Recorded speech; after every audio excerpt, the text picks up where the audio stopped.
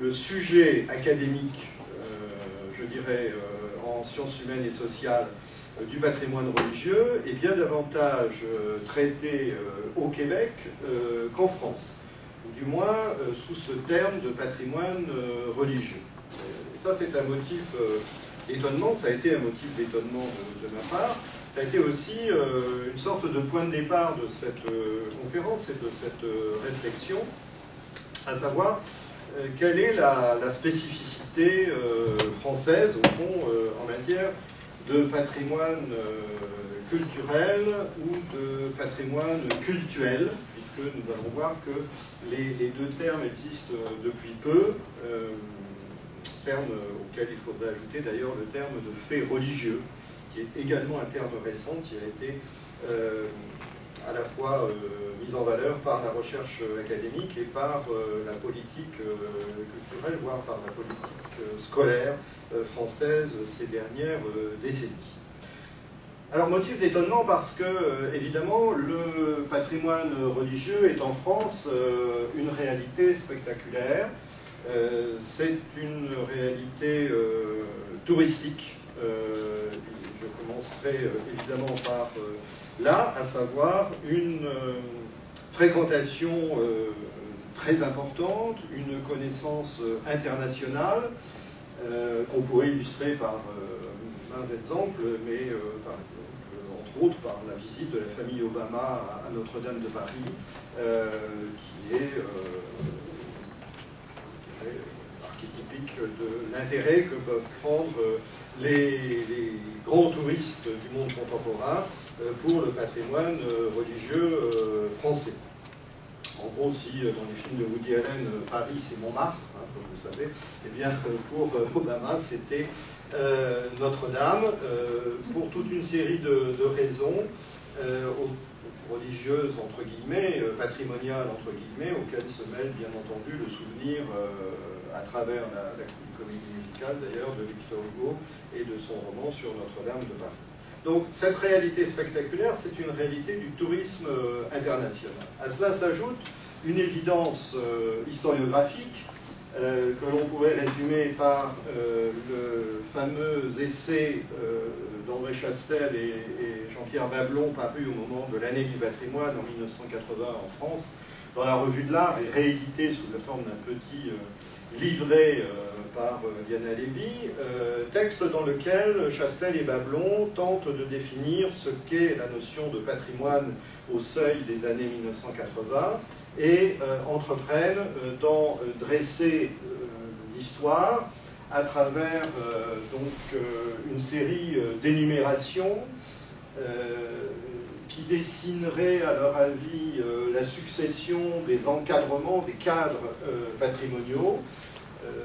Et dans cette genèse d'un patrimoine, le fait religieux apparaît en premier, comme une sorte de socle sur lequel reposeraient les constructions ultérieures, le fait monarchique, le fait familial, puis à partir du tournant révolutionnaire, le fait national, le fait administratif et le fait scientifique.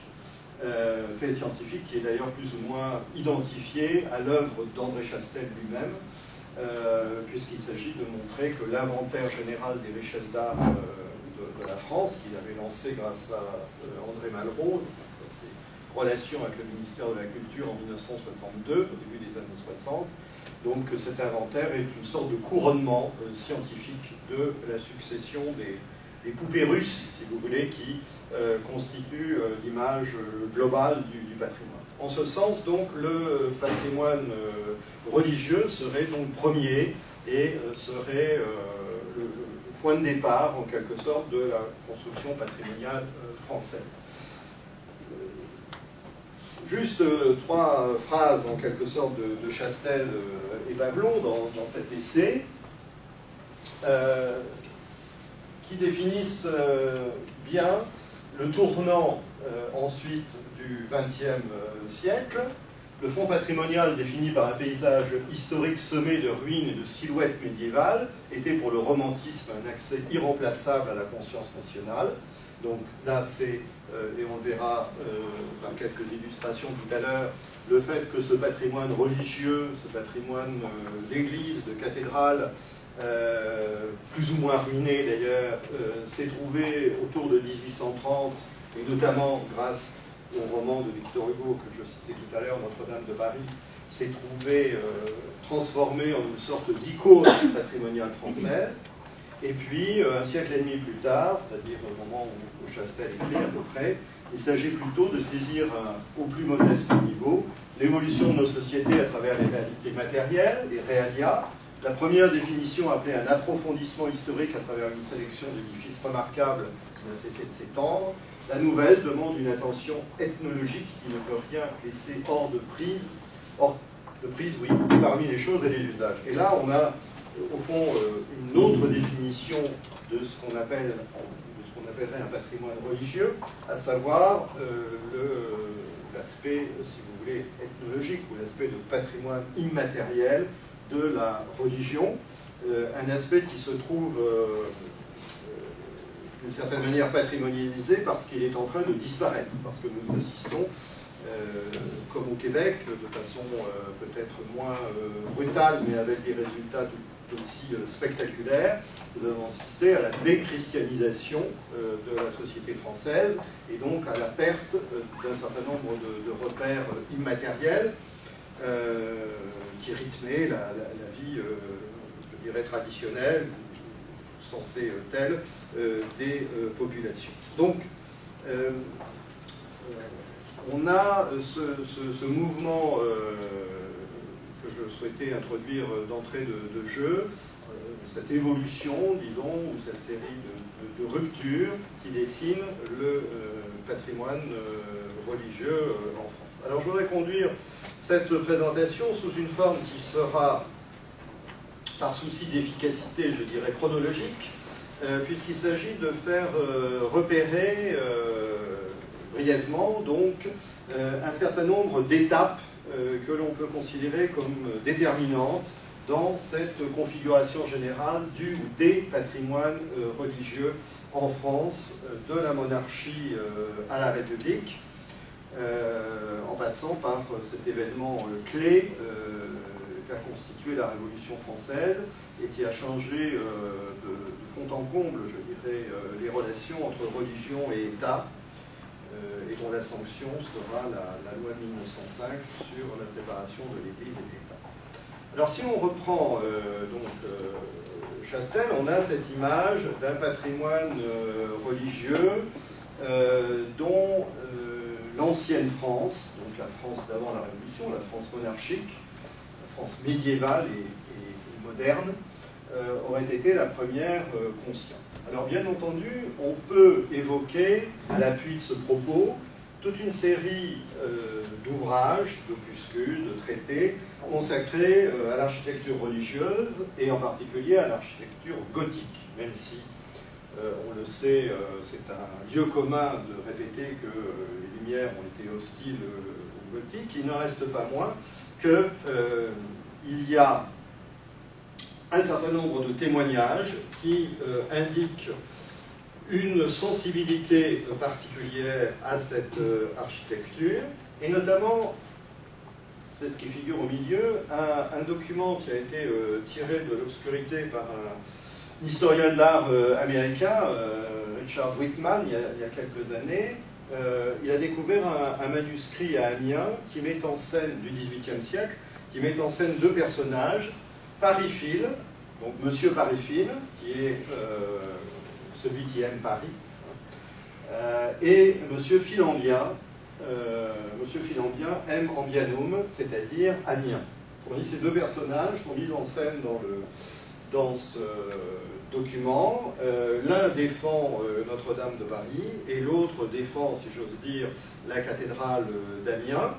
Et ce qui est intéressant, au-delà du parisianisme, si vous voulez, avant la lettre, et du provincialisme avant la lettre, ce qui est intéressant dans ce texte que commente ce collègue Whitman, c'est que Paris-Fil, celui qui défend Paris, est, si j'ose dire, un intellectuel du patrimoine, on dirait aujourd'hui, c'est-à-dire qu'il a beaucoup lu, sur l'histoire de l'architecture, et il est capable de lire cette architecture à la manière d'un expert, à la manière d'un historien de l'art. Tandis que l'autre, Finambien, lit la cathédrale d'Amiens,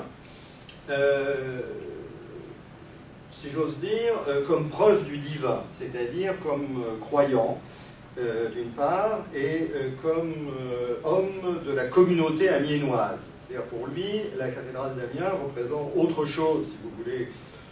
Certains pourraient dire davantage, mais en tout cas autre chose qu'une œuvre d'art, qu'un bâtiment. C'est une sorte d'esprit, d'idéal.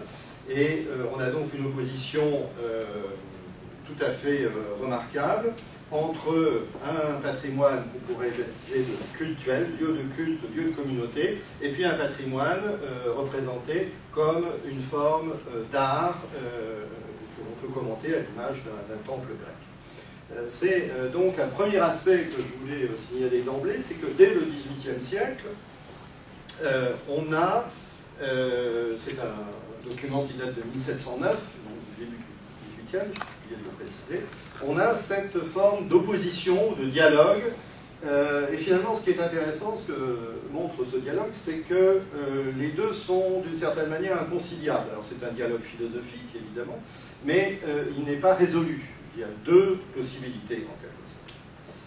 Deuxième manière d'envisager le patrimoine religieux au XVIIIe siècle, c'est le rôle des antiquaires, c'est-à-dire des connaisseurs en quelque sorte des antiquités, comme on les nomme. Et il y a un personnage extrêmement célèbre, et un cas isolé d'ailleurs, c'est Guénière.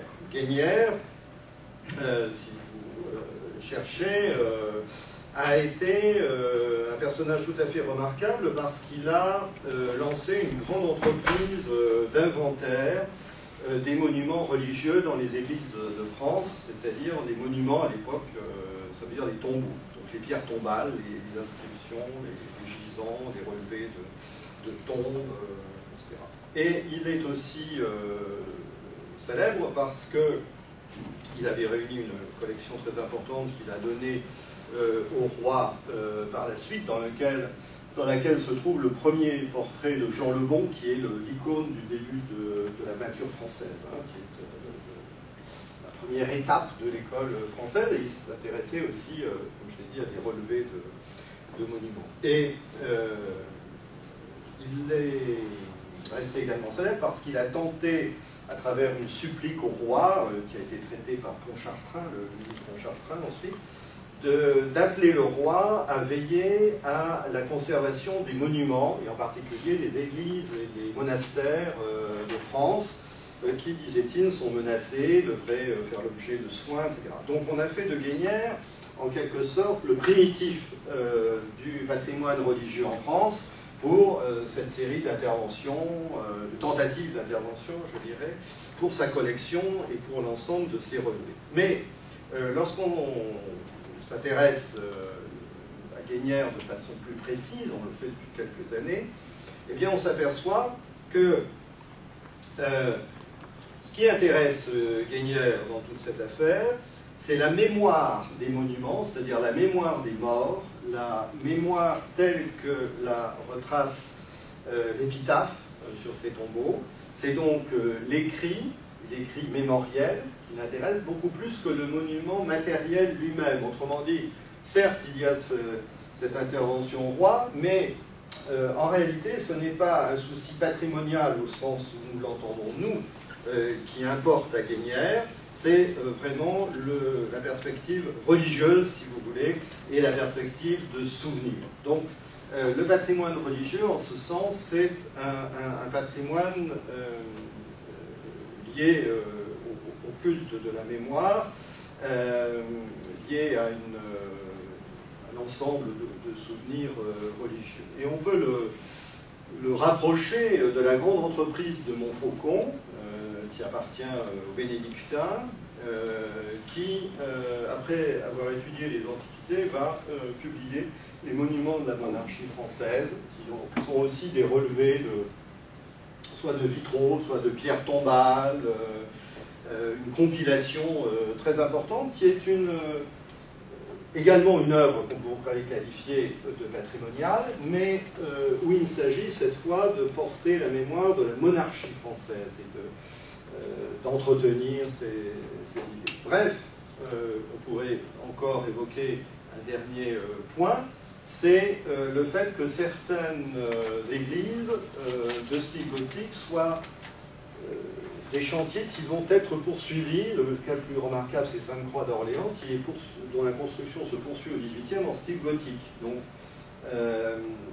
avec le souci d'entretenir et de finir, même en l'occurrence, un patrimoine bâti que l'on protège et que l'on achève. Donc tout ceci pour vous montrer les différentes manières dont les Lumières ont pu s'intéresser à ce que nous appelons, nous, le patrimoine religieux, et la manière aussi dont on peut assez facilement montrer que ces manières éclairées ne sont pas tout à fait les nôtres, mais qu'il y a une distance évidente entre les approches du temps, les approches religieuses, les approches monarchiques ou les approches architecturales, et la manière de considérer ce patrimoine aujourd'hui. Et enfin, le dernier volet de ce temps des Lumières, c'est que les Lumières inventent aussi de nouvelles formes de religiosité, de nouveaux monuments, alors au sens strict du terme, de nouveaux tombeaux et de nouvelles formes de souvenirs, à savoir les panthéons qui se multiplient à travers l'Europe. Le premier plus connu dans le monde anglais, en tout cas, c'est dans le fameux jardin de Stowe, les Champs-Élysées, qui sont dédiés aux célébrités britanniques, aux grands hommes, en quelque sorte, britanniques. Et ce mouvement de commémoration va se développer également en France, dans la poésie de Delille, intitulée Les Jardins. Le thème de l'Élysée est abondamment cité. Et outre la poésie, eh bien, il y a des réalisations concrètes, si j'ose dire. La plus célèbre, c'est Ermenonville, près de Paris, le jardin dessiné, qui était la propriété de Girardin et qui était dessiné par lui. Et ce fameux Ermenonville est resté célèbre à cause de l'île des Peupliers, sur laquelle était installé le tombeau de Jean-Jacques, le tombeau de Rousseau. C'est donc d'Ermenonville au Panthéon que aurait pu se faire au moins la translation des cendres de Rousseau. Rousseau était déjà, si j'ose dire, dès avant la Révolution, installé dans la nature, sur son île, et dans un cadre donc, qui se voulait explicitement chrétien, qui voulait donc se réclamer d'une religiosité, et d'une religiosité monumentale, hein, qui n'était pas la religiosité chrétienne traditionnelle.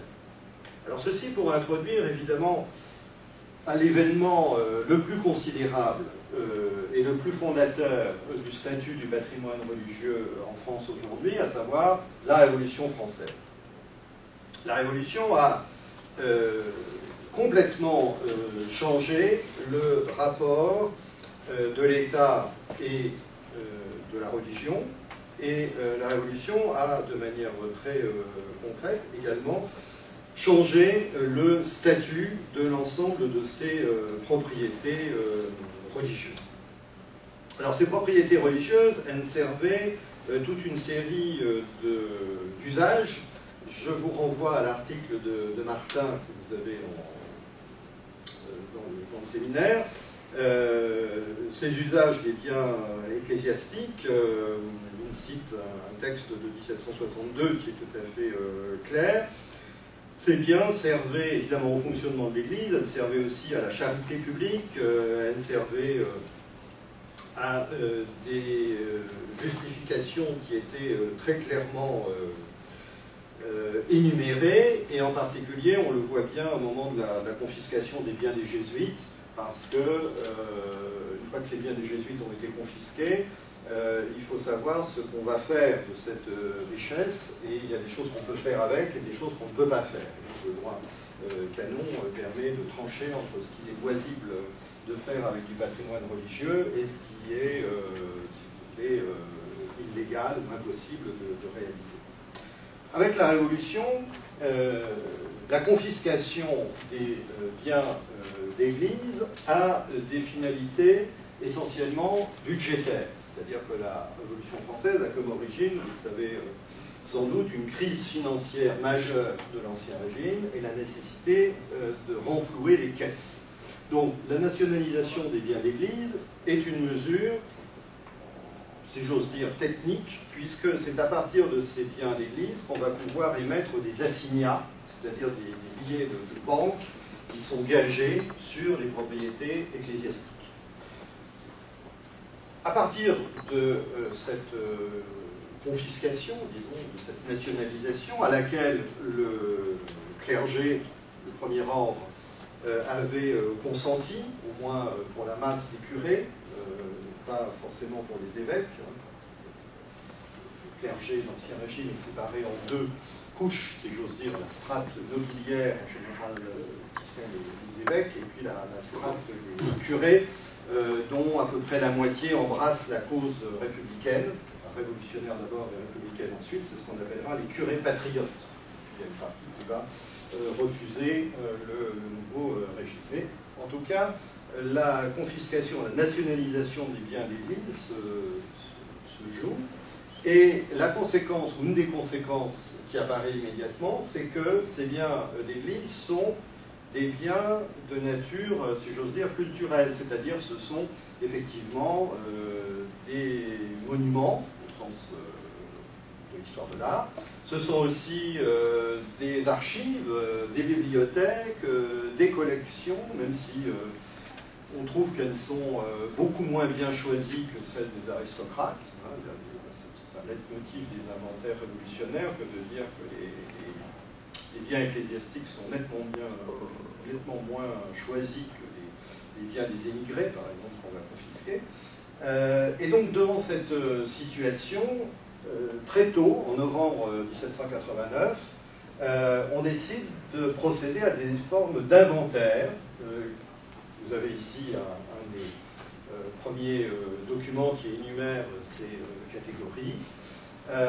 Et puis l'année suivante, en 90, donc, on décide de vendre ces biens du clergé, en même temps que les biens de la couronne, les biens des princes apanagistes, les biens des séminaires. Donc, cette décision, elle est encore une fois motivée par la logique financière, c'est-à-dire la nécessité de fonder à neuf les finances de la nouvelle France. Et immédiatement, donc dès 1790, dès après la décision de reconfigurer la France sous la forme de 83 départements, ce qui est la nouvelle fondation de l'espace territorial, qui met fin à la division en provinces, la Commission des monuments, qui est une sorte de ministère de la culture révolutionnaire, décide de fonder des musées, un musée dans chacun, idéalement, des 83 départements. Alors le président de cette commission, c'est Bréquigny, et Bréquigny était un membre de l'Académie des inscriptions et belles-lettres. Autrement dit, c'était un membre de l'ancienne élite monarchique, c'était pas du tout un patriote surgi de nulle part, c'était un membre de l'élite de l'Ancien Régime. Et donc le président Bréquigny, en 90, estime que c'est lui qui invente le mot, en fait, dans la langue française, c'est pour ça que c'est un texte très important, lorsqu'il dit « On sent combien l'instruction publique peut tirer de secours de ces musées, c'est souligné, c'est le nom que l'on pourra donner à ces dépôts. » Parce qu'il invente le terme, et donc il a besoin de justifier son néologisme. Vous savez que la Révolution française sera grande créatrice de néologismes, et que l'un de ces néologismes sera d'ailleurs le terme de vandale et de vandalisme. Or, le musée révolutionnaire s'installe, dès le projet Bréquigny, dans une église. On choisirait pour servir de musée quelque église du nombre de celles qui seraient supprimées et qui, sans cela, demeureraient d'une inutilité absolue. Donc, l'église devenue inutile devient un musée, reconverti en musée, et cette forme de réaménagement implique également une altération du bâtiment. Dans le plan Brecchini, donc, on explique qu'on va convertir la nef pour en faire un dépôt lapidaire, ça serait les statues, les bustes, les mausolées, en réservant la partie haute des murs pour les tableaux. Les anciens vitraux remplaceraient les fenêtres. Les chapelles pourraient être utilisées en dépôt de livres, donc en réserve de bibliothèque. Le chœur serait transformé en muséum d'histoire naturelle. Et le clocher, explique Brecchini, est inutile. Donc on peut le raser ou on peut le couper et conserver une partie pour faire un logement aux gardiens du musée, qui serait chargé de l'ouvrir aux heures habituelles. Donc vous avez un projet qui est un projet qu'on peut qualifier d'iconoclaste ou de vandale, mais qui est un projet, j'ai envie de dire, dont on peut voir des exemples au Québec, avec des transformations, enfin, un qui est ailleurs, hein, c'est pas un cas unique, mais enfin avec le fait que, oui, un clocher ne sert à rien. Si vous faites un condo dans une église, vous n'avez pas vraiment d'usage du clocher, sauf à le garder comme symbole, évidemment, mais on rentre dans d'autres considérations. Donc, les formes du utilitarisme des Lumières imposent, si vous voulez, un nouvel usage, mais cet nouvel usage n'est pas seulement, si j'ose dire, un nouvel usage, c'est évidemment une forme de destruction et c'est une forme d'appropriation qui altère fondamentalement l'Église. Quelques cas, le cas de Saint-Denis.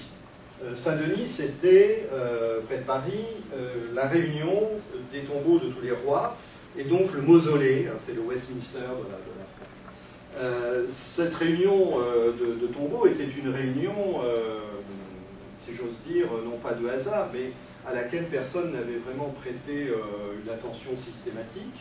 Et de manière assez curieuse et assez significative en même temps, c'est l'époque révolutionnaire qui va réfléchir à la manière de faire de Saint-Denis en réalité un musée de la monarchie française.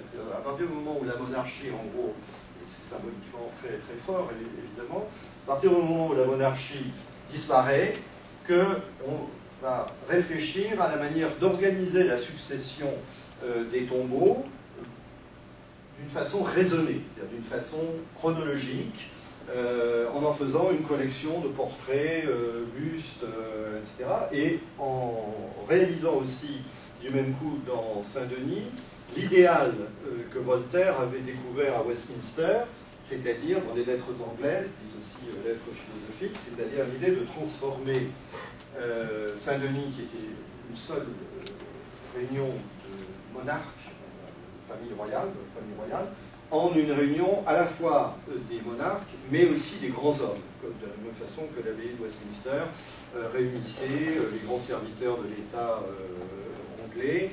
Il y a le coin des poètes à Westminster, par exemple, c'est une sorte de panthéon littéraire, etc.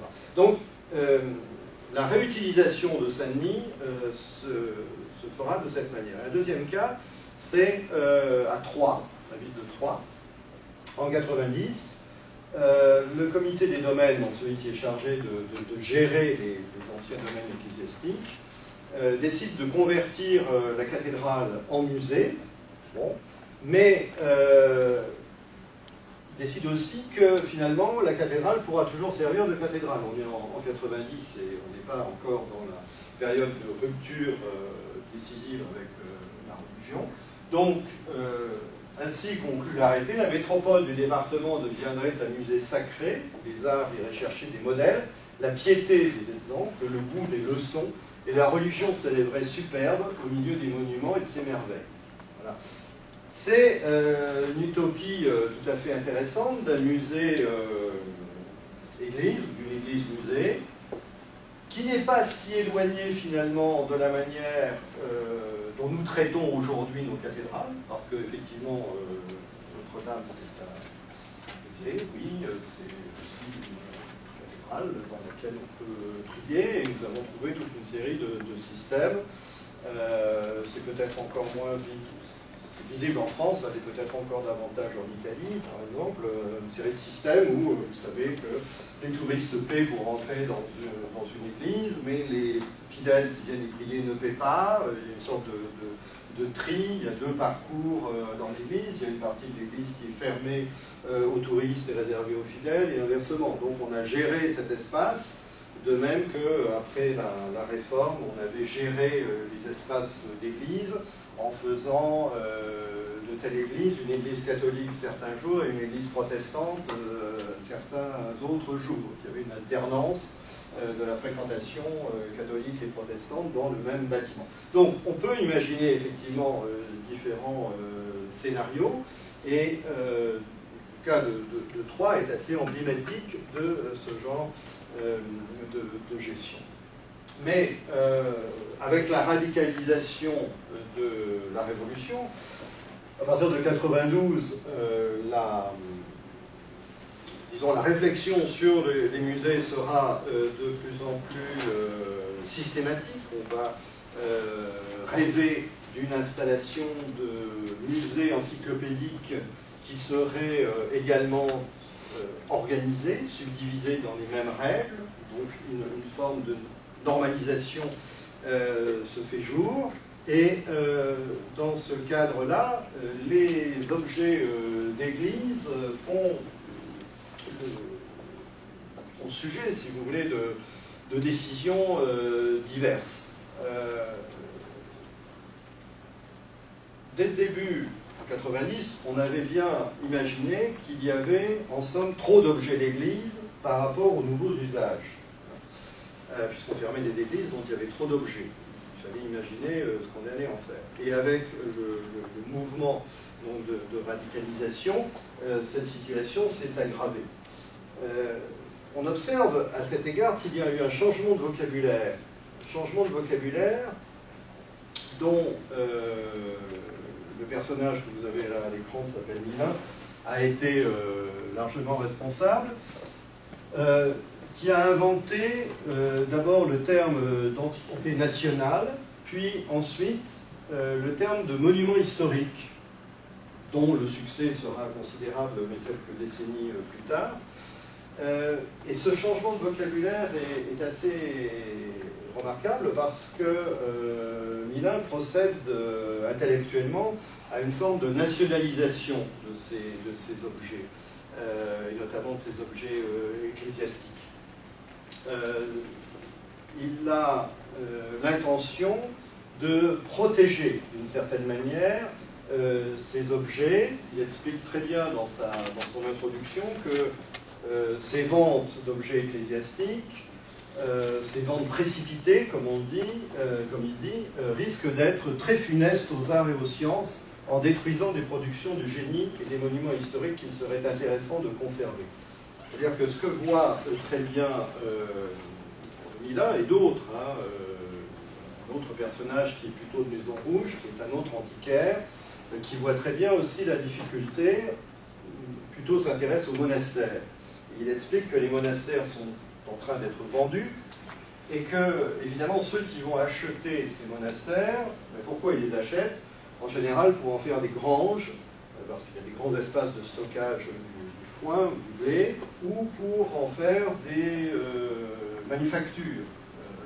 Les usages de stockage agricole, les usages de manufacture, et alors si c'est l'État qui les prend, si j'ose dire, c'est des usages de prison. On va transformer le Mont-Saint-Michel en prison, par exemple. Laver de Fontenay en prison, etc. Donc, explique plutôt, pour un curieux à qui ces monuments pourraient tomber en partage, combien d'autres n'en sentiraient pas le prix? Curieux, ça veut dire un archéologue, un historien de l'art, un intellectuel, quelqu'un qui s'intéresse à l'architecture, aux monuments, aux objets. Et donc, il est clair que ce ne seront pas seulement des intellectuels, des archéologues, des historiens d'art qui vont acheter ces monuments. Et même, dit plutôt, si c'était le cas, et quand même tous les propriétaires seraient des curieux, le patrimoine de quelques particuliers ne serait pas celui de la nation. Alors, c'est un des tout premiers textes dans lequel apparaît patrimoine au sens contemporain, c'est difficile à dire, mais en tout cas dans un sens que nous comprenons, que nous reconnaissons à peu près pour neutre. Et le dernier intérêt de ce texte de Puteaux, c'est qu'il évoque Henri VIII, et donc il évoque le précédent anglais, c'est-à-dire la rupture, là aussi, de l'Église et de l'État, et les conséquences, puisque, comme vous savez, eh bien, les monastères anglais ont été supprimés, ils ont été réduits en ruine, poussière, les églises se sont écroulées, etc. Donc l'évocation du précédent anglais va devenir ensuite un leitmotiv de la rhétorique révolutionnaire, enfin post-révolutionnaire. Et donc on va faire un parallèle souvent entre ce qui s'est passé pendant la Réforme et puis ce qui s'est passé pendant la Révolution. Que se passe-t-il exactement pendant cette Révolution? Il y a eu toute une série évidemment d'histoires de la Révolution et de ses rapports avec la religion, et l'une des plus sérieuses, à mon sens, est le thème de la sacralité de substitution. Sacralité, évidemment, des grandes fêtes comme la fête de la Fédération. Michelet a donné la formulation la plus remarquable de cette sacralité de substitution, et Mauzouf ensuite, à travers la description d'un certain nombre de fêtes, la plus célèbre étant la fête de l'être suprême, c'est-à-dire la décision de créer une religion d'État, une nouvelle religion, une religion de la nature, illustrée par ces fêtes au cours desquelles on célébrait la déesse Raison, ou bien un arbre, alors soit en plein air comme ici, soit à l'intérieur des cathédrales, parce que Notre-Dame avait vu l'érection d'une montagne avec un arbre en son sein pour célébrer donc les fêtes des théophilanthropes ou des sectateurs de la raison. Et puis il y a évidemment la transformation d'un certain nombre d'édifices religieux en temple du nouveau culte, le plus remarquable étant la transformation de la Sainte-Geneviève de Soufflot en panthéon révolutionnaire, panthéon donc avec une nouvelle dédicace aux grands hommes, la patrie reconnaissante, et panthéon qui sera le théâtre, le lieu en principe d'aboutissement de grandes cérémonies dites panthéonisation, dont la République est toujours friande. Vous savez qu'on a panthéonisé récemment les résistants sous le mandat de François Hollande, j'y reviendrai. Mais panthéonisation qui s'est déroulée donc avec bon, pas un faste si important que ce projet d'artiste, mais néanmoins un certain cérémonial, et qui a également fait réfléchir à des aménagements possibles pour Sainte-Geneviève. Alors, vous savez que si vous faites le tour de Sainte-Geneviève aujourd'hui, vous avez des murs, tout a été clos par Quatremer de Quincy, qui a remplacé toutes les fenêtres de Soufflot de cette église par la paroi pleine pour faire une image conforme aux temples antiques, mais il y a eu des rêves de transformer cette église en sorte de pyramide égyptienne qui eût été couronnée, le cas échéant, par un ensemble de statues représentant les grands hommes, ou les principaux grands hommes. Bref, il y a eu toute une efflorescence de l'imagination architecturale à propos de cette Sainte-Geneviève, qui a été définitivement modifiée, enfin altérée, transformée par le projet de panthéonisation. Et puis il y a un aspect évidemment très spectaculaire dans ce traitement du religieux, c'est l'iconoclasme anti-religieux à partir de 93. Tous les objets qui présentent des attributs de la royauté, et puis tous les objets qui présentent des attributs de la religion. Et le côté le plus spectaculaire, ce sera évidemment à Saint-Denis, c'est un tableau d'Hubert Robert, la sépulture des rois qui est violée, puisqu'on va s'attaquer au tombeau des rois, on va déterrer ces rois, et on va sortir leurs momies, aussi des dessins qui ont été réalisés, notamment de Turenne, le corps de Turenne, ou la plus fameuse qui était la momie de Henri IV, avec un masque supposément pris en 93. Mais outre cette attaque donc, pour les tombes, il y a les attaques sur les cloches, sur l'argenterie, sur tous les signes extérieurs du culte, et aussi l'attaque sur plusieurs cathédrales d'ailleurs de la galerie des rois. Alors tout simplement parce que l'iconographie médiévale représentait sur les cathédrales les rois de Judée, et que ces rois de Judée ont été identifiés à tort, bien sûr, comme les rois de France. Et par conséquent, on a détruit assez systématiquement ces galeries de rois en les prenant pour des signes monarchiques, des symboles monarchiques. Ça a été fait notamment sur Notre-Dame de Paris en 93, où on a détruit donc, les rois de Judée, qui devait faire le socle d'un grand monument au peuple français édifié par David. David avait imaginé un Hercule gaulois reposant sur, installé sur un socle de débris de rois. Et en 1977, dans les travaux d'un hôtel particulier dans le 9e arrondissement, on a trouvé des têtes, en fait. Et on s'est rendu compte que probablement quelqu'un avait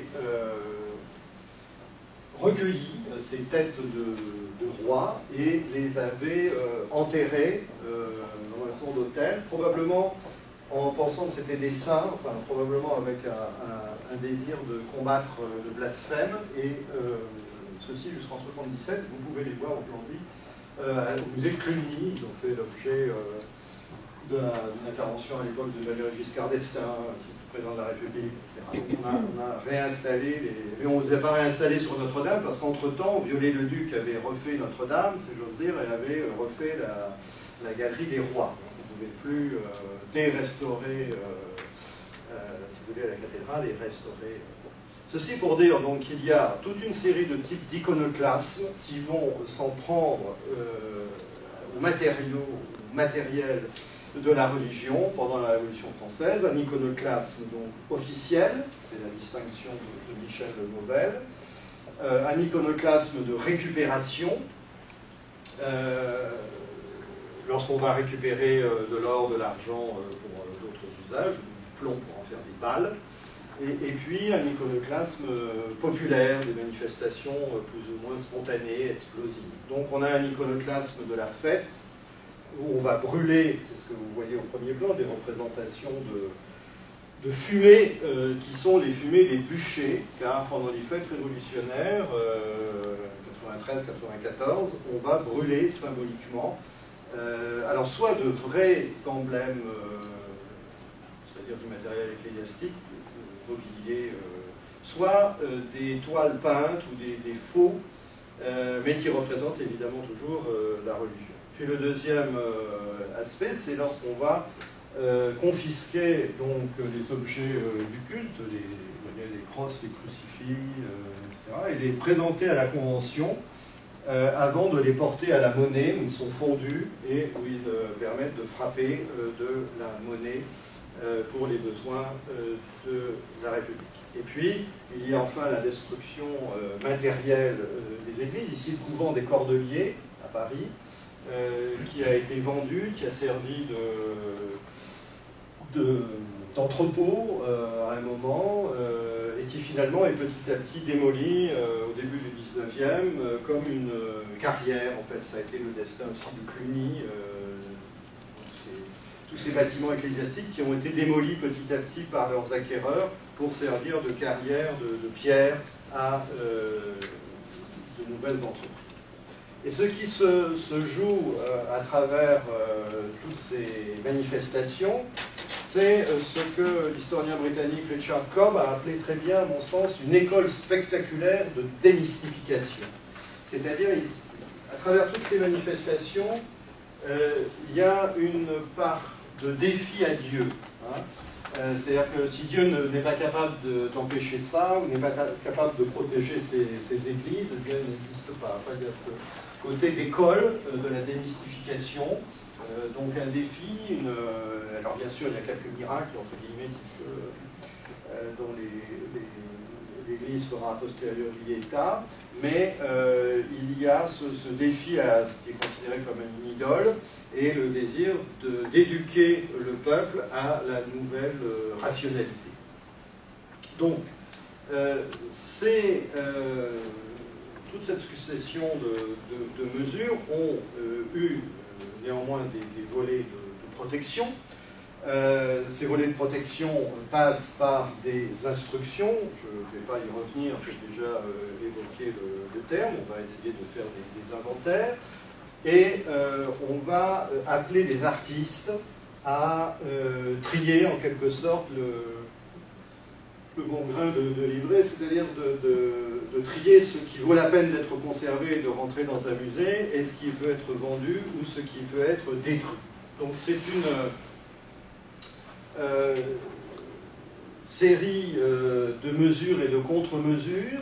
C'est aussi un moment où quelques intellectuels, on dira, ou quelques hommes politiques s'illustrent en défendant ce qui n'est pas tout à fait patrimoine, mais qui ressemble, hein, c'est-à-dire le souci d'un héritage à transmettre à la postérité. Et c'est dans ce combat que s'illustre un personnage tout à fait essentiel, qui est l'abbé Grégoire. L'abbé Grégoire invente le terme de vandalisme. Il dira « j'ai inventé le mot pour tuer la chose ». Il invente donc ce terme de vandale dont on se sert aujourd'hui à travers une série de rapports de l'an 2.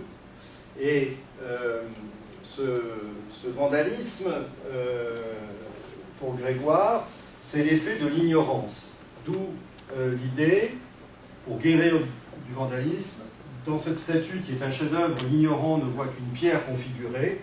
Montrons-lui que ce marbre respire, que cette toile est vivante, que ce livre est un arsenal propre à défendre ses droits.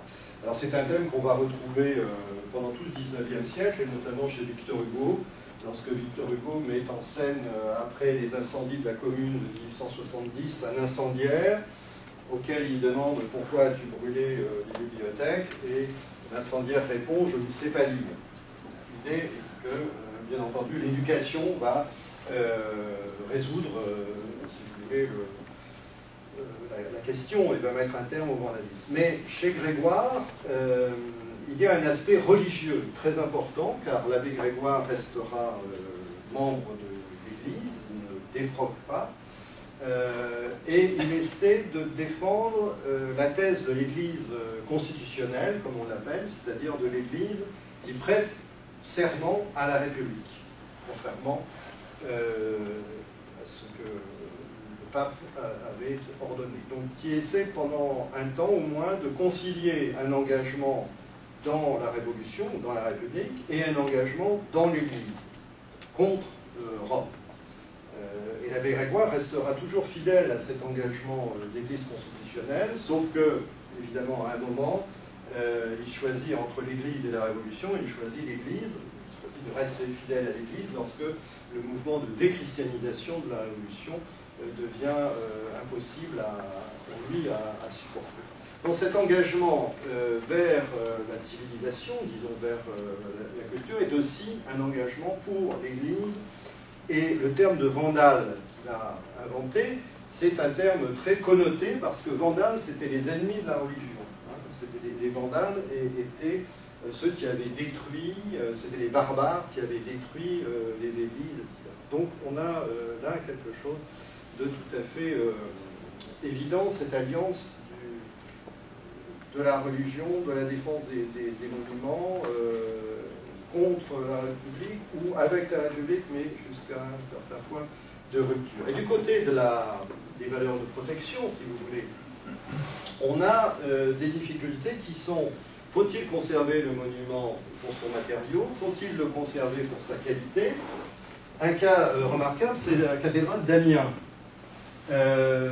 Devant la cathédrale d'Amiens, il y a eu deux commissions. La commission des armes, qui proposait d'utiliser le plomb de la couverture pour faire des balles, et donc d'enlever le plomb, mais si on enlève le plomb, il n'y a plus de couverture, donc la cathédrale est ruinée assez rapidement. Ou la commission des monuments, qui considérait que la cathédrale d'Amiens était l'un des plus beaux monuments de l'Europe, et il fallait donc la conserver pour l'honneur de la nation. Deuxième exemple, cet objet qui est un Christ en jaspe, on disait à l'époque, qui sera disputé entre deux musées, le Muséum d'histoire naturelle et le musée du Louvre, à un moment. Et Daubenton, qui est le patron, qui est un grand naturaliste musical, qui est le patron du Muséum d'histoire naturelle, demande donc le Christ à la colonne. Cette pièce, qui est peut-être intéressante du côté de l'art, l'est beaucoup pour l'étude de l'histoire naturelle, parce que lui, vous voyez, le matériau. Et donc le Louvre refuse en disant, si cet objet n'avait pour mérite que la matière, l'administration s'empresserait à vous en faire l'offre. Mais on préfère le garder pour l'histoire de l'art. Donc vous voyez qu'un objet religieux, qui était naguère garanti par justement son statut ecclésiastique, peut, à partir de cet épisode, devenir soit un objet matériel, matériau, relevant d'une collection de minéralogie, soit un objet d'art relevant d'un muséum d'art, mais le religieux, évidemment, il n'en est pas du tout question, c'est, si j'ose dire, terminé. Alors, il reste un endroit où on va recycler les monuments religieux, c'est le musée des monuments français qui va recueillir les monuments de Saint-Denis, que j'ai déjà évoqués, et qui va les installer dans une série de salles devenues très célèbres, organisées de manière chronologique, le Moyen-Âge, la Renaissance, et qui va surtout inventer un sentiment troubadour à partir de restes gothiques qui sont reconfigurés, réorganisés. Et le succès du musée sera porté par le succès du catalogue et de ces planches gravées, qui seront très bien vendues et qui vont porter le nouveau goût du gothique auprès des artistes du temps. Par exemple, quelqu'un qui est totalement oublié sur une histoire d'un art très spécialisé, qui est Fleury Richard, qui étudie au musée, ou encore le peintre Bouton, qui réalise des tableaux où on voit le roi fou, là, le roi Charles VI, qui est représenté à côté de son gisant. Vous voyez le roi et son monument, si j'ose dire, dans une sorte de Moyen-Âge féerique. Et puis le musée des monuments français avait aussi un jardin dans lequel se trouvaient des tombeaux de grands hommes, notamment les plus célèbres qui étaient le tombeau d'Abélard et d'Héloïse. Et on avait là une manifestation évidemment assez scandaleuse pour la religion catholique, de sorte de jardin non religieux, couverts de tombeaux, dont certains étaient factices, enfin tous étaient factices, mais certains étaient des réunions et des constructions. De là, une contestation très très forte de ce musée. On peut dire que pendant l'Empire, le musée des monuments français va cristalliser l'opposition de deux France, c'est-à-dire l'opposition de la religion et de la République ou de l'État. Il y a une protestation d'un préfet au ministre de l'Intérieur qui est très claire au début du XIXe, qui dit « Vous voulez rappeler les Français aux idées profondément morales, c'en est une belle que de regarder comme sacrée la pierre qui recouvre les derniers restes de l'homme.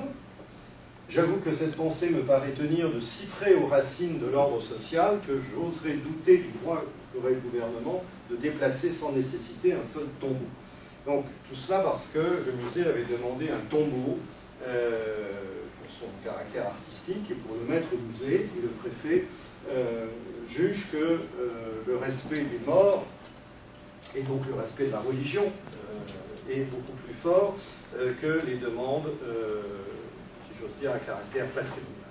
Alors c'est un intellectuel qui s'appelle Quatremer de Quincy qui sera le porte-parole le plus évident de ce combat de la religion contre les musées révolutionnaires. Quatremer s'était fait connaître en transformant le Panthéon. C'est lui qui a muré les fenêtres de Soufflot, et c'est lui qui l'a transformé en Panthéon. Mais après ça, il a évolué vers la droite politique et religieuse, Il s'est opposé au musée du Louvre et notamment au transfert des monuments d'Italie. Et surtout, il s'est opposé à Lenoir en disant que lorsqu'on transférait des monuments d'église ou de cimetière dans un musée, on perdait le sens de l'œuvre et que dans un musée, les œuvres s'entassaient comme des matériaux inutiles, comme des signes d'une écriture perdue. Autrement dit, on trouve chez Quatremer, pour des motifs qui sont des motifs profondément religieux, une vive contestation du musée, et du musée révolutionnaire, parce que par ailleurs, il n'était pas hostile au musée du Vatican, dont la Fond a été existé auparavant. L'autre grand opposant, c'est le sculpteur De Seyne, qui avait fait ce portrait de Pissette. Et De Seyne s'est également opposé dans un pamphlet qui s'appelait Opinion sur les musées, en 1801, en disant « Les musées en France, excepté celui du Louvre, sont tous des établissements imaginés depuis la Révolution. Ils doivent leur existence aux spoliations des temples, c'est-à-dire des églises, et sans le vandalisme, eût-on jamais osé proposer au gouvernement de dépouiller les temples consacrés à la religion catholique pour former des musées et des administrateurs à charge du trésor public. » Donc, le musée, si vous voulez, c'est l'anti-église. L'église, c'est l'anti-musée. Et la solution, c'est de rendre aux églises ce qui a été transporté dans les musées. Donc, je passe, il y a toute une série de littérature, et on peut citer à la fin Chateaubriand, dans Le génie du christianisme, qui date de la même époque, qui défend évidemment la religion catholique contre la Révolution française. Donc, la fin de l'épisode, si j'ose dire, c'est 1801, c'est la signature du Concordat. Le Concordat signé entre Napoléon et le pape, qui va permettre le financement des lieux de culte par l'État, la rémunération des ministres du culte et toute une réglementation nouvelle qui scelle finalement la réconciliation de l'Église et de l'État. C'était le prix politique, il faut le rappeler, que l'Église avait dû payer pour oublier, entre guillemets, les confiscations antérieures. C'est-à-dire que le pape a signé le Concordat et il a dû accepter le fait que les églises, les monastères, les biens qui avaient été vendus pendant la Révolution appartenaient définitivement à leurs acquéreurs et que l'Église ne revenait pas sur les transactions qui s'étaient produites à ce moment-là. Donc chacun y trouvait, si j'ose dire, sa part vers un nouveau départ des relations entre religion et État.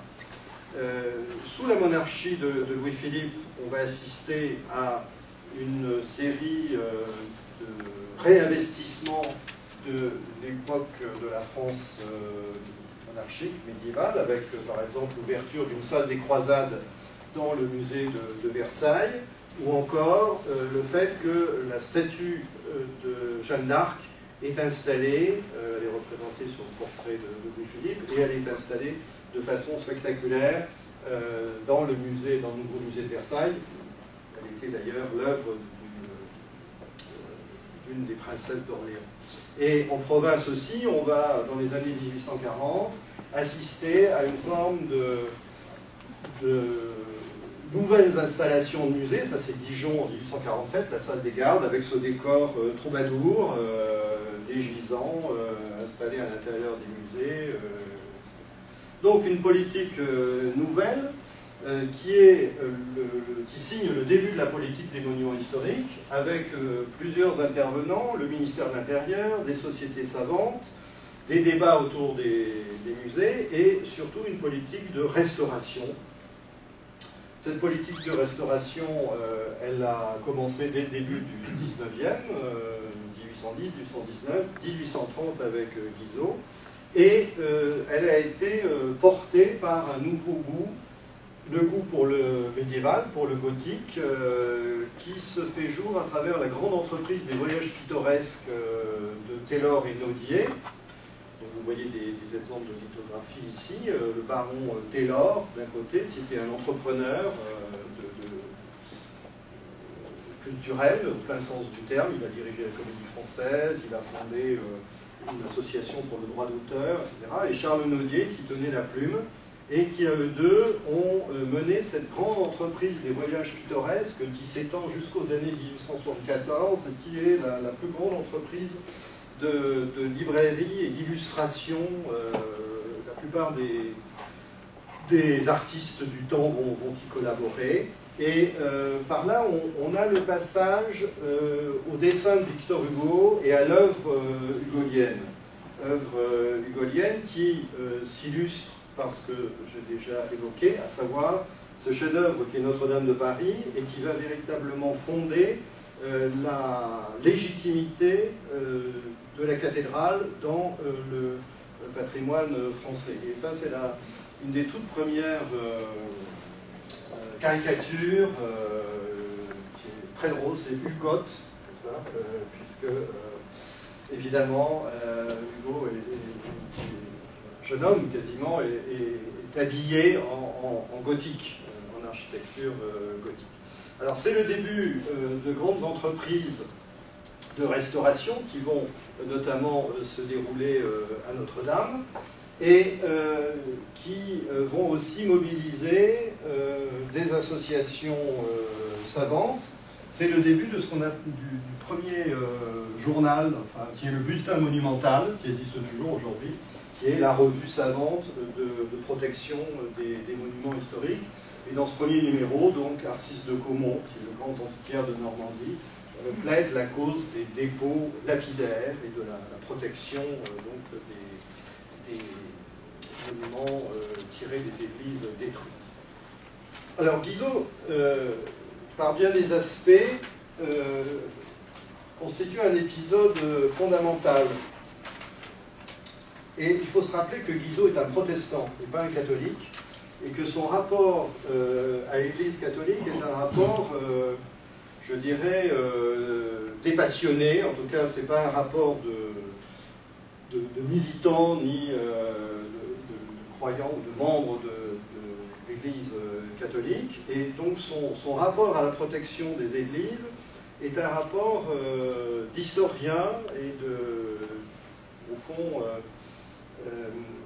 qui n'a pas de lien avec sa foi protestante qui est évidente et qui est avérée, n'intervenant pas dans son action politique patrimoniale. Il va nommer Ludovic Vitet à la tête du service, et le successeur de Vitet, le plus connu de Vitet, c'est Prosper Mérimée. C'est lui qui va parcourir donc, la France pour sauver les monuments. Je cite ce passage de Vitet, pourquoi? Parce que Vitet explique: voulons-nous affermir dans l'estime et dans l'admiration de toute cette architecture du Moyen-Âge que nous aimons, si notre enthousiasme tournait à l'intolérance, et si par prédilection pour l'ogive nous allions déclarer la guerre à l'architrave, user de représailles, essayer de proscrire à notre tour tous les styles hors de notre style favori, soyez certains que nous aurions bientôt provoqué une ces justes et redoutables réactions auxquelles on ne résiste pas. Dans ce vocabulaire se fait jour en fait l'idée que certes on protège les monuments, mais il ne faut pas que cette protection soit elle-même intolérante. C'est-à-dire qu'il faut éviter de rallumer des formes de la guerre civile franco-française. Alors soit, comme le dit Vitet ici, des guerres stylistiques, soit derrière cette évocation d'une guerre stylistique, évidemment, une guerre, entre guillemets, de religion. Et l'ensemble des fonctions, je passe là-dessus, qui vont se mettre en place avec la Commission des monuments historiques, dans les années 1830, vont tenter de définir une façon, je dirais, relativement neutre d'envisager la protection des monuments. J'entends neutre au sens des rapports, encore une fois, entre le religieux et le politique. Il y aura donc des sociétés savantes, toujours dans ces années 1820, la création donc en 1937 de la première commission, dans laquelle va participer Victor Hugo, et puis le résultat pratique, c'est-à-dire comment restaurer ces monuments religieux. Et je reviens à Notre-Dame de Paris, le trait le plus remarquable, c'est que la restauration par Viollet-le-Duc de Notre-Dame de Paris va s'inspirer de Victor Hugo, notamment dans cette fameuse figure du Stryge, 1853, ou plus largement dans les monstres de Notre-Dame de Paris. Ce que dessine Viollet-le-Duc, ce n'est pas des figures médiévales en réalité, ce sont des monstres modernes, ce sont des monstres inspirés par l'imaginaire romantique, et par en particulier Hugo, et pas du tout par un souci philologique, etc. Alors le premier chantier, bon, je passe, c'est Vézelay, ensuite il y aura Carcassonne, vous voyez ici ce qu'il en était avant et après, et c'est surtout pour ce qui nous intéresse, les façades d'églises gothiques qui sont assez remarquables. Je vous montre ici un petit livre de Jean-Michel Beugnot qui s'appelle « Fallait-il achever Saint-Ouen de Rouen ?» Donc c'est entre 1837 et 1852 qu'on a fait la façade, mais entre la réalisation, si j'ose dire, enfin le premier état et la réalisation finale, on a hésité entre toute une série de façades. Vous avez les dessins qui le montrent ici. Donc c'est une période où la restauration va au-delà, si vous voulez, de la restauration au sens où on l'entend. Cette restauration est, dans d'assez nombreux cas, une construction entière. C'est vraiment, on construit la façade, en l'occurrence de Saint-Ouen de Rouen. Je l'ai dit, pour Notre-Dame de Paris, c'est une restauration également très imaginative, avec ce projet de Viollet-le-Duc. Et donc, cette fabrication de monstres, celle-ci sera immortalisée en quelque sorte par cette fameuse photo, vous avez sans doute vu déjà, le Charles Nègre, qui est donc le Stryge au-dessus de Paris.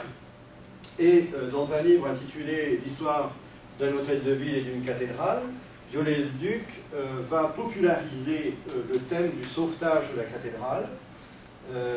Cette cathédrale, c'est une cathédrale imaginaire, elle s'appelle Clusy, donc elle n'existe pas, mais en fait, voilà. Et Viollet-le-Duc explique que cette cathédrale porte des idées qui sont aujourd'hui dépassées.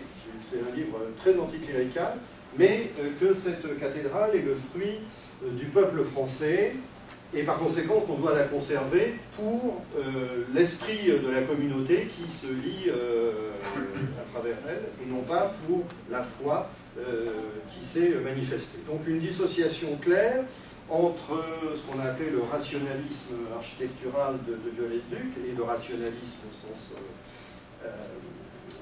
anti-religieux du terme, et d'autre part le fait de vouloir conserver.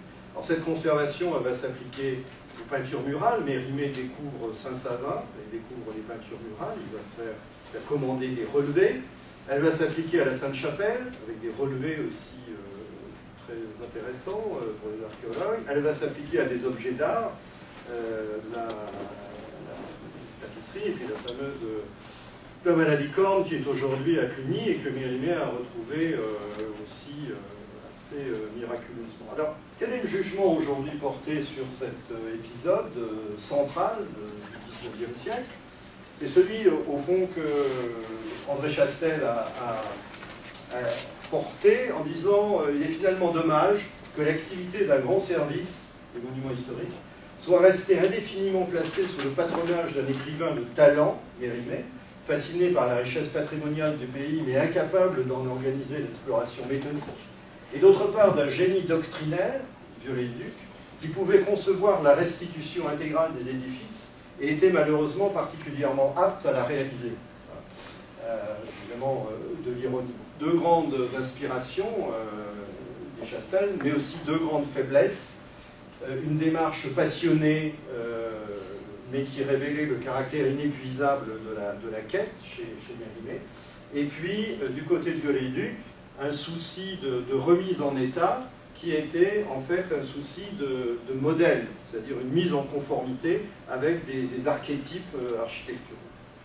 Alors, cet épisode, cette longue genèse et cette installation donc, des politiques de restauration, elle trouve d'une certaine manière non pas une fin, mais un écho particulier avec la loi de séparation de l'Église et de l'État en 1905. Je ne vais pas revenir sur cette loi, vous avez un texte là-dessus.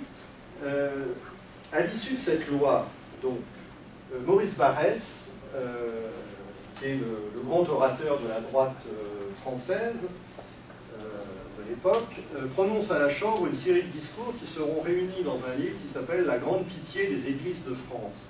Et dans ces discours, Barrès plaide la cause de la conservation des églises en attaquant justement le postulat de Viollet-le-Duc des monuments historiques, en disant oui, certes, on conserve des églises de France, mais on les conserve uniquement pour leur caractère d'exemplarité stylistique, d'exemplarité historique. Or, la masse des petites églises de France n'est pas concernée par la protection. Et ces églises sont donc menacées par la loi de séparation de l'Église et de l'État, puisque la charge des églises incombera désormais aux communes, qui seront incapables de subvenir à leurs besoins et qui, dans certains cas, les laisseront s'écrouler, soit par faute de moyens pécuniaires, soit parce que l'anticléricalisme de la commune sera tel qu'il ne voudra pas entretenir les églises. Et donc, suggère Barrès, il faut conserver toutes les églises de France, non seulement celles qui sont importantes, les cathédrales, les églises emblématiques de l'histoire de l'art, mais l'église de campagne, celle qui est très modeste, qui n'est pas particulièrement significative du point de vue historique ou esthétique, mais qui représente la figure de la France. Il y a chez Barrès, en 1900,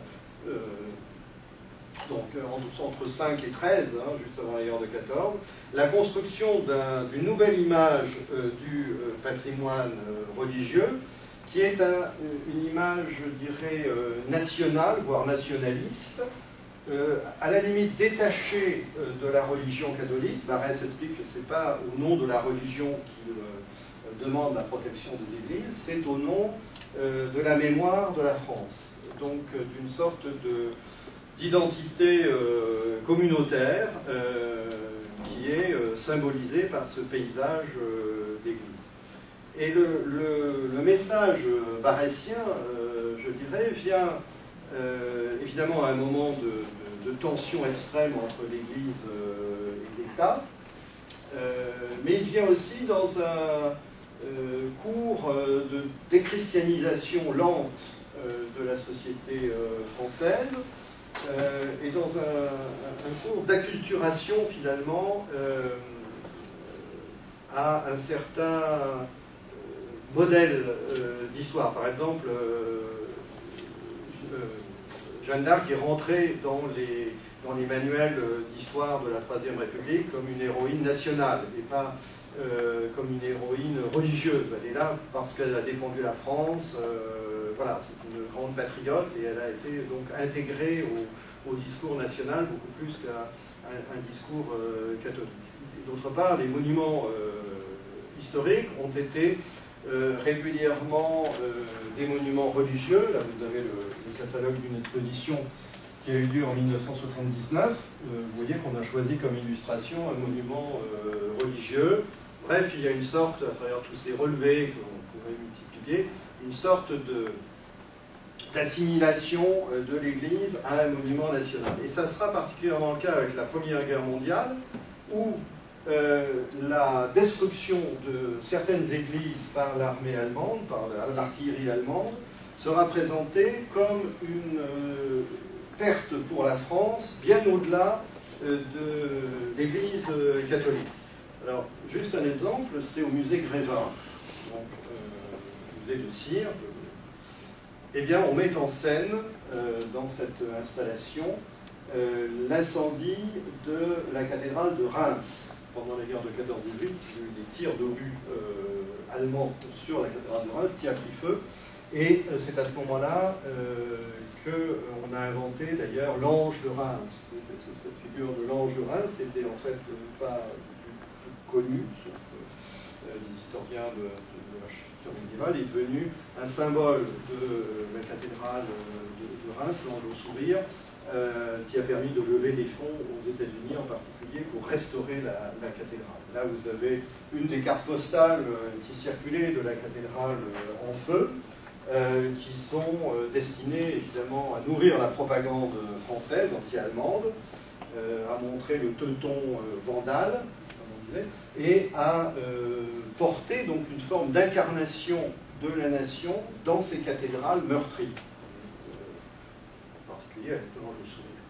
On a une dernière forme de nationalisation, c'est par le tourisme, la circulation dans les années 20-30 de guides, comme le guide de Brutens par exemple, avec quelques conseils pour la visite des monuments, où on donne aux touristes des conseils, et en particulier des conseils pour visiter les églises. Les églises ont été commencées par l'Est, mais les exceptions sont assez nombreuses. Que doit-on suivre dans le... Voilà. Et dans ces années d'entre-deux-guerres, le Touring Club de France, qui est la grande association touristique française, organise des concours de photographie pour susciter, je dirais, une forme de publicité dans le tourisme, en faveur du tourisme en France. Et dans ces concours de photos, il y a beaucoup de sujets d'église, comme ici, ou encore de sujets qui intéressent aujourd'hui les ethnologues, par exemple la procession, la photo de procession du 15 août dans l'île d'Ouessant. C'est un appel donc du Touring Club à faire surgir de la photographie populaire, mais très souvent avec des sujets d'ordre religieux. Alors, je passe, ce sera la... Ah oui, alors je passe, mais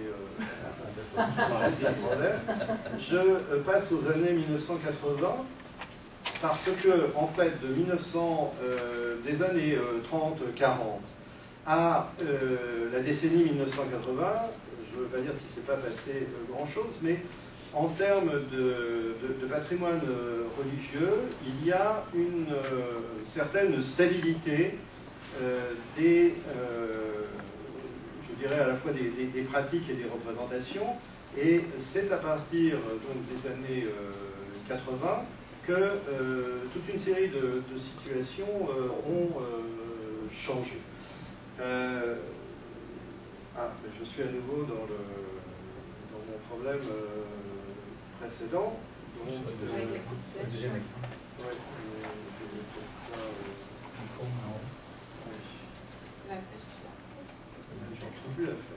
Déplacez votre curseur vers la droite complètement.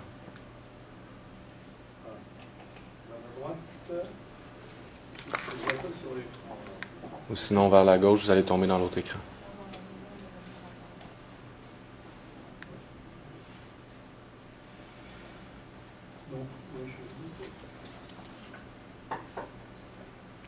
Sinon en haut, en bas peut-être.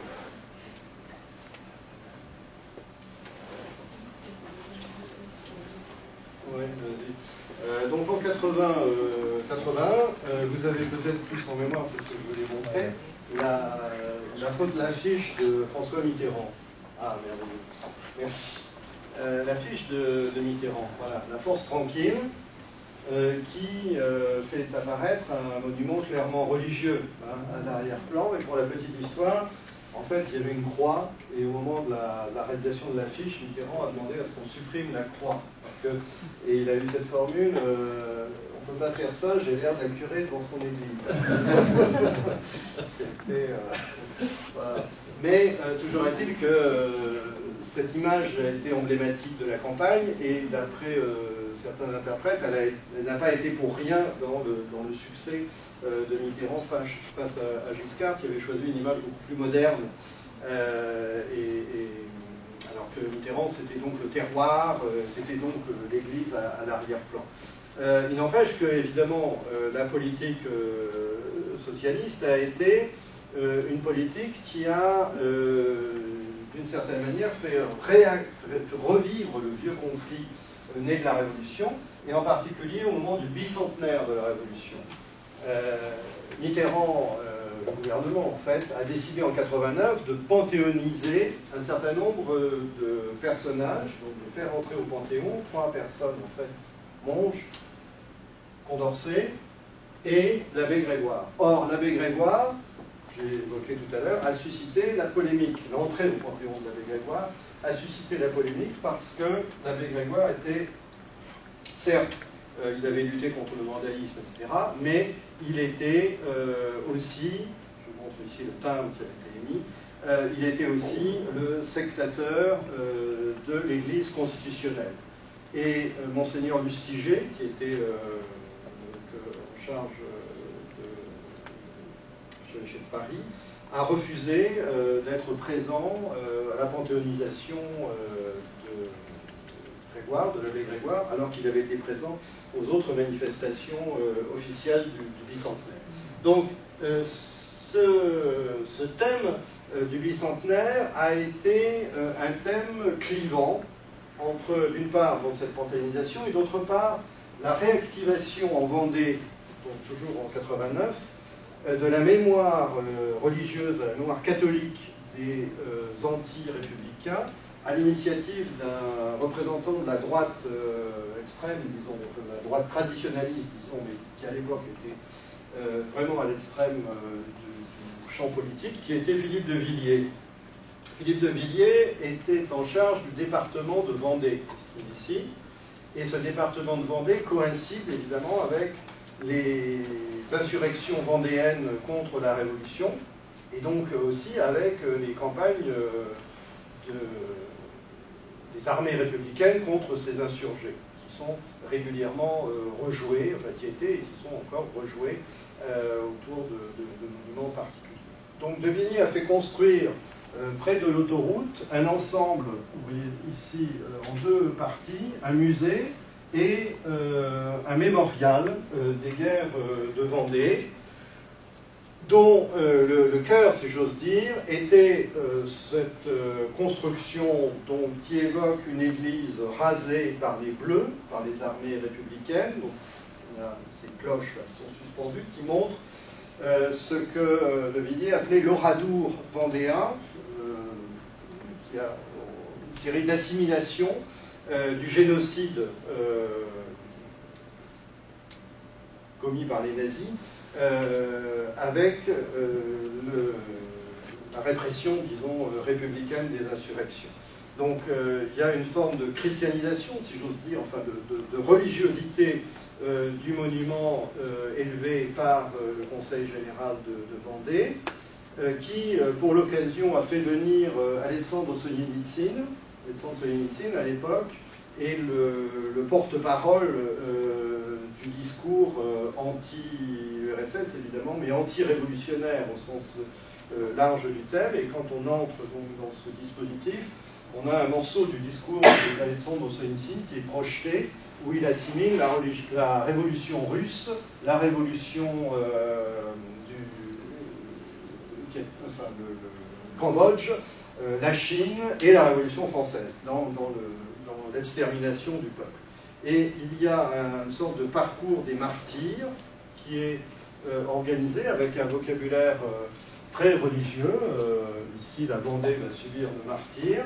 Et à l'intérieur de cet espace, qui n'est pas sans évoquer les musées de l'Holocauste, hein, l'esthétique des mémoriaux de l'Holocauste, il y a des sortes de reliques de l'insurrection vendéenne, qui sont des faux, des fourches, une série de dispositifs, mais surtout une présence de la croix, une présence donc des représentations de la résistance catholique, et on vend par exemple cette carte postale qui est une reproduction d'un des objets du mémorial, qui est un ostensoir en carton d'un prêtre clandestin donc pendant la Révolution.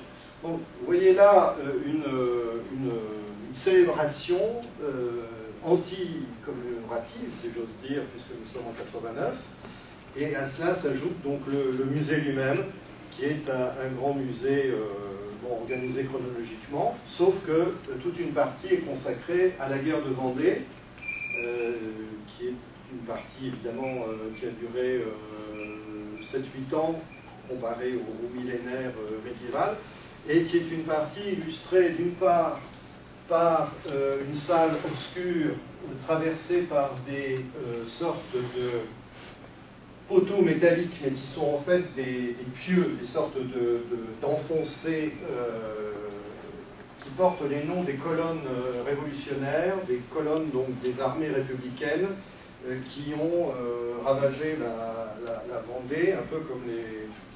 Ça fait penser un peu aux épingles de Sherman pendant la guerre de sécession des États-Unis, cette forme symbolique, et d'autre part par une exposition qui est consacrée aux œuvres d'art commémoratives du côté royaliste de la guerre de Vendée après la Restauration, après 1815-1816, et notamment le fameux tableau qui représente Beauchamp, le chef des Vendéens, mortellement blessé, donnant l'ordre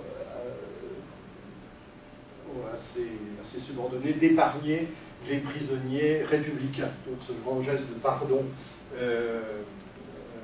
du chef vendéen, geste de pardon d'ailleurs qui sera illustré ensuite par David d'Angers, parce que le petit David d'Angers était parmi les prisonniers avec son père des républicains. Et puis un deuxième épisode, ça sera le pontificat de Jean-Paul II, avec la décision de Jean-Paul II de célébrer l'origine de la France chrétienne avec le baptême de Clovis. Ici, un ouvrage des catholiques paru à la Renaissance catholique, au moment des polémiques sur le baptême de Clovis. Donc, le pape est venu à Reims, mais il y a eu une sorte de transaction assez complexe, donc il a réuni les fidèles en fait sur un camp militaire, un camp d'aviation, et pas dans la cathédrale, qui de toute façon ne pouvait pas accueillir les fidèles, et un timbre commémoratif a été frappé, qui, par la volonté du président de la République de l'époque, Jacques Chirac, a célébré en fait l'origine de la France par Clovis. Mais ce moment Clovis a été extrêmement mal perçu par la partie laïque de la France. Ça s'est cristallisé autour de la cathédrale de Reims, et on peut dire que de ce moment, donc au seuil des années 2000, date une série de tensions nouvelles entre le patrimoine religieux et le patrimoine français. Alors c'est un patrimoine religieux qui a toujours une très grande place, on voit dans les titres et dans l'iconographie des ouvrages, qui a aussi une grande place en matière de nouvelles initiatives de protection. C'est notamment le cas de la Fondation du patrimoine. La Fondation du patrimoine a été créée en 1996 sur le modèle du National Trust britannique, et elle a été chargée de s'occuper, si j'ose dire, du petit patrimoine, et en particulier du petit patrimoine religieux, puisque 75% de ses activités sont liées au patrimoine religieux. Et toujours au seuil du nouveau millénaire, on a assisté à trois événements. En 2001, Jack Lang, qui était ministre, a chargé Régis Debray d'un rapport sur l'enseignement du fait religieux en France. Un rapport qui s'inquiétait de la déchristianisation, mais pas spécialement, si j'ose dire, au nom de la foi catholique, au contraire, mais au nom de la perte de culture religieuse, de manière générale. Et d'autre part, en 2003, s'est réunie une commission sur le principe de laïcité dans la République, devant les difficultés rencontrées, en particulier la montée de revendications dans le monde de l'islam, contre la laïcité. Et enfin, en 2002, a été institué un comité du patrimoine culturel qui, en fait, est une nouvelle dénomination d'un comité qui avait été créé en 1980 et présidé par Dominique Poneau. Mais ce qui est assez remarquable, c'est le changement de nom. C'est-à-dire que ça s'appelait avant la Commission pour la sauvegarde et l'enrichissement du patrimoine culturel, et c'est devenu le Comité du patrimoine culturel, qui avait l'intérêt, si vous voulez, d'être plus court d'une certaine manière, mais surtout de s'intégrer à un dispositif étatique qui s'appelait patrimoine, tout était le patrimoine, et qui avait donc un côté d'une certaine manière plus officiel et plus intégré, disons, à la politique d'État. Et parallèlement, le patrimoine religieux a fait l'objet, de la part de la conférence épiscopale française, la conférence des évêques de France, d'un investissement nouveau, en liaison avec le groupe Bayard Presse. Alors, le groupe Bayard Presse, c'est le grand groupe de communication catholique en France, qui publie l'essentiel des journaux et des magazines, et qui a lancé Narthex. Donc Narthex existe, vous pouvez sortant de cette conférence, vous pouvez aller voir. Narthex, c'est le site d'information qui réunit aussi des blogs, narthex.fr. Donc c'est un site tout à fait officiel, puisqu'il émane de la pastorale liturgique. Et en ce sens, il est tout à fait représentatif du statut du patrimoine religieux pour le Vatican, qui est pour qui le patrimoine, c'est-à-dire les églises de patrimoine matériel, est un instrument de la pastorale, avant tout. Et ce département, donc, enfin ce site a plusieurs départements, mais ce qui nous intéresse ici, c'est ce qu'on appelle le département d'art sacré, qui a donc pour vocation de conseiller, pour tout ce qui concerne l'art et le patrimoine, les diocèses, donc la valorisation de ce patrimoine, etc. Le site mobilise des historiens d'art, des doctorants, des religieux, bien évidemment. Voici le comité de rédaction. Et j'ai une doctorante dans le comité de rédaction. En fait, j'avais eu la fondatrice du site parmi les étudiantes, et ensuite elle a passé le relais, elle a quitté le poste, elle a passé le relais à moi. Puis j'ai mon collègue Rimi qui est, etc. Donc c'est un comité qui réunit différents professionnels, je dirais, d'histoire de l'art, avec des religieux, et puis avec des journalistes ou des animateurs de sites. Et je voudrais conclure, c'est encore 5 minutes ou c'est bon? Ouais, ça va. Donc je voudrais conclure sur un cas qui est le cas de Nevers, parce que j'ai été peut-être un peu général. Je voudrais montrer qu'est-ce que c'est la patrimonialisation de l'art sacré et du religieux en France aujourd'hui. Alors Nevers, c'est une ville du centre de la France, pas très très connue. Elle a eu pour maire Pierre Bérégovoy, qui était un des premiers ministres de François Mitterrand, socialiste. Nevers a la malchance de ne pas appartenir au périmètre de la Loire, de la vallée de la Loire, patrimoine mondial. Il est juste à l'écart, donc c'est un drame parce qu'il y a un château à Nevers, et donc ce château a été restauré à très grands frais par Pierre Bérégovoy, mais il n'est pas aussi visité de très très loin que les autres châteaux de la Loire. Et elle a une cathédrale qui a été privée, pour une raison de ses vitraux, et qui depuis les années 60, mais surtout depuis les années, là aussi du maire Bérégovoy, a fait l'objet d'une grande campagne de commande de vitraux modernes, enfin contemporains, si vous voulez. Là c'est Albert Hollard.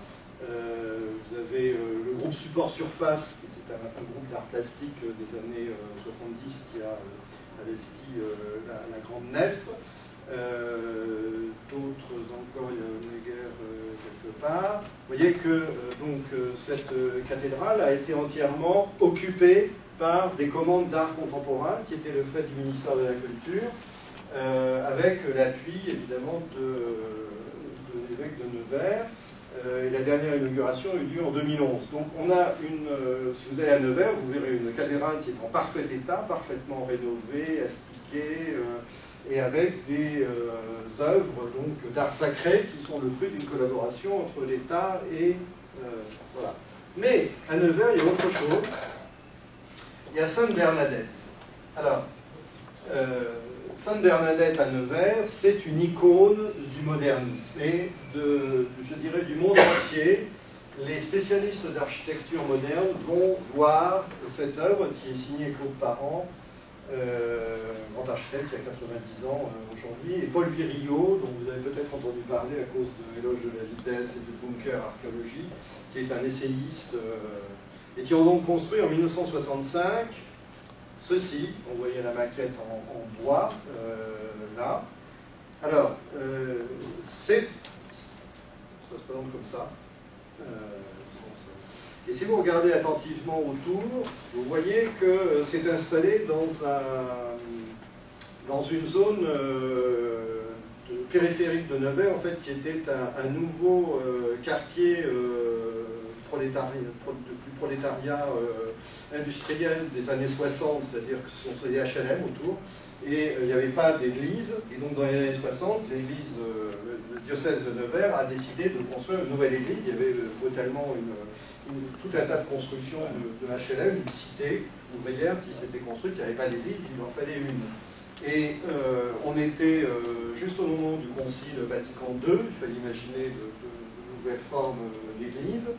Le curé de la cité était extrêmement ouvert à l'architecture contemporaine, et donc il a donné son accord à ce projet, dont vous voyez qu'il s'agit extérieurement d'une sorte de blocos, de bunker, qui est articulé de façon extrêmement difficile à pénétrer, parce qu'en fait, là c'est l'entrée, il y a deux entrées, mais il y a une entrée et ensuite il y a une volée de marche, donc c'est quand même assez difficile.